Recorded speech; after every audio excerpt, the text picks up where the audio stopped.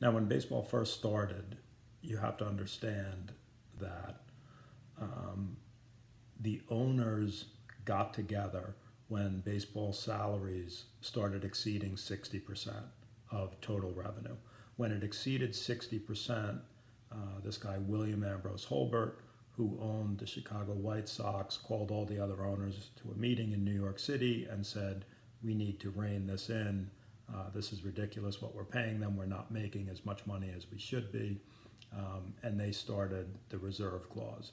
Those of you that had my other class know what this is. The reserve clause is basically a clause that is in every single individual contract that a professional athlete has that basically reserves that player to one team. So in its original form, when a player was stuck with one team, they had no bargaining power. In other words, if you needed a first baseman, you couldn't go to another team and try and get their first baseman. You had to just basically keep your own. And so from the player's perspective, they were unable to go to other teams and market their services, which diminished the amount of money that they were making. It's simple economics. If you can go to 29 other teams and basically get a bidding process going for your services, your salary is going to go up. The fact that you're reserved to one team and you can only leave that team if you're cut, traded, or sold, that lowers your ability to get any money. Because basically you go to the owner, you can't say, I'm on the Yankees right now, I'll go play for the Mets and make $1 million more a year. You're stuck with the Yankees. So it's basically whatever they're going to pay. So when that number, 60%, was hit, that was the catalyst for them to create this reserve clause.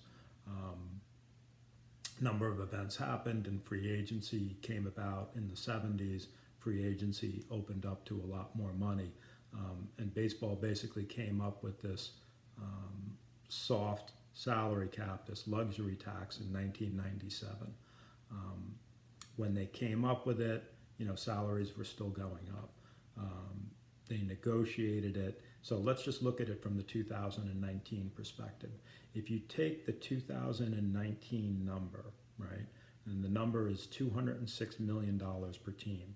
If you multiply that by 30, you get about $6.18 billion, which means that if every team maxed out on the amount that they should be paying the players, baseball would be spending close to 60% of its, actually over 60% of its total gross revenue. Because when you look at the gross revenue for 2019, it was 10.7 billion. And these salaries, if maxed out, come out to almost 6.2 billion. That's a lot of money. That's way higher than these owners would ever want it. But the average team salary for 2019 was about 138 million. So when you take that average and multiply it out by 30 teams, you get about $4.14 billion.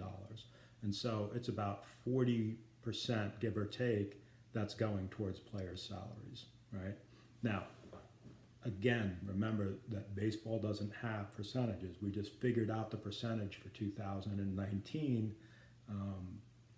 Football, the NFL, and the NBA have those percentages. Those percentages are higher. So in the, say the NBA, where it's about 50%, give or take, if the NBA took in 10.7 billion, they would have 5.7 billion to divide up among the other teams.